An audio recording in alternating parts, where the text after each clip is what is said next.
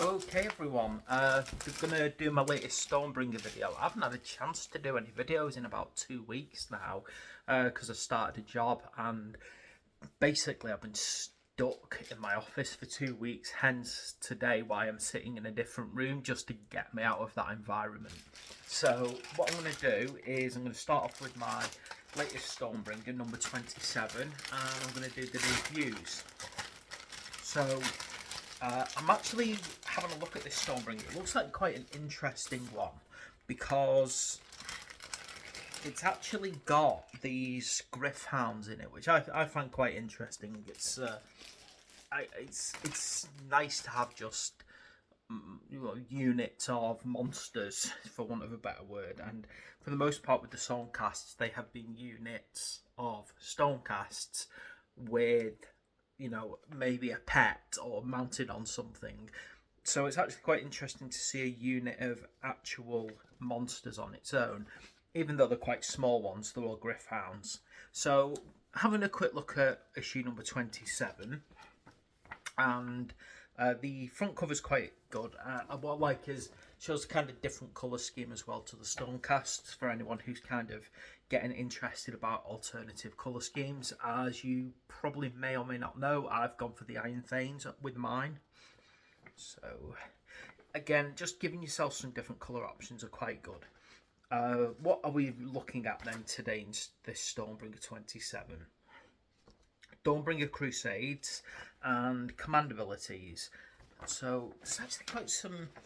Let me have a look here. So we've got a little bit about magic and the necro quake caused by Nagash. And then we're looking on here. It's part 2 of the Venom story, which I'm interested to do because it's the story from the point of view of the Kruleboyz. So again, I'm going to enjoy reading through that. So there's a little bit of lore plus a story, and I do like little stories. I do love to read. The three people of the realms are Ode Great Debt, the many noble beasts of Isaiah.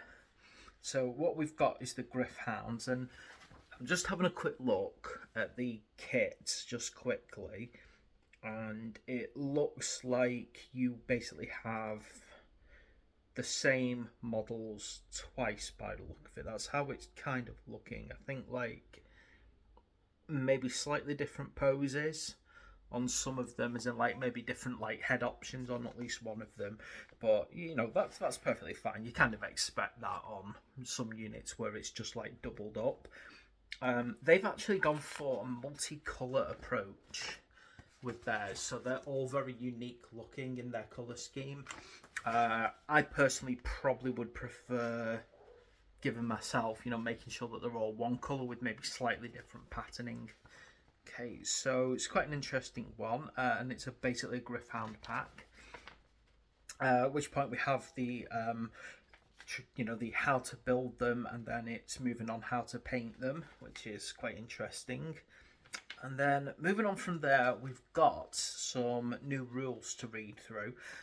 As probably some of you know, I'm really bad at finding time to actually play games because it's like when I'm not working, I'm building them and then I'm painting them, and they just then sit there, and it really annoys me that I don't play enough. So I'm really hoping to actually finally get around to playing this damn thing soon.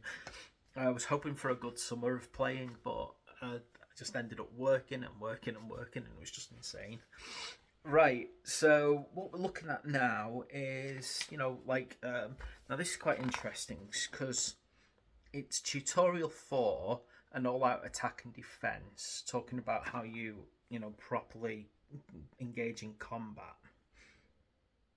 There's also quite an interesting couple of images here of what I hope are some things that we're going to get in the future, like herds of squigs and what looks like a loon boss and a giant cave squid, and of course we've got the we've got the war scrolls, and then we've got a pitched battle to play through.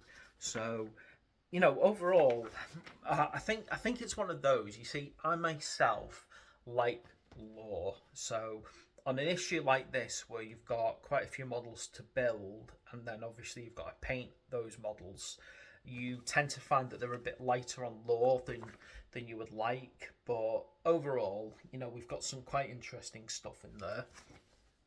And I am looking forward to putting together those Griffhounds and hopefully painting them up. I'm really going to try and do a tutorial about how I'm doing things like the Griffhounds. Anyway, so that's my quick review of issue 27. And now let's just have a quick look at the models themselves, and let's just see what they look like. So we've got 4 sprues here, and if we just have a quick look at them, yeah, it's very, very simple. You get 3 of each one, and as I said, I think the only thing that I did notice, I think what you do get is you do get kind of like a an optional head to give one a kind of armor plated to make it basically look like it's in charge of the unit. I don't know if there is actually a leader. So basically that's what you're kind of looking at. You get one half of the bodies on one sprue, the other half on the other sprue, and basically those together make a single unit of 6. So I think it's actually quite nice, the amount of models you get on this one. And again, it's a unique unit. It's not just more Stormcasts. It's something different, which is what I really want to see by this point. Because obviously, as much as I think the Stormcasts look fierce and I love them on their monsters, I want a bit of variety in the Force now. Anyway, so thanks for watching, and in a minute I'm going to come up with my issue 28 review.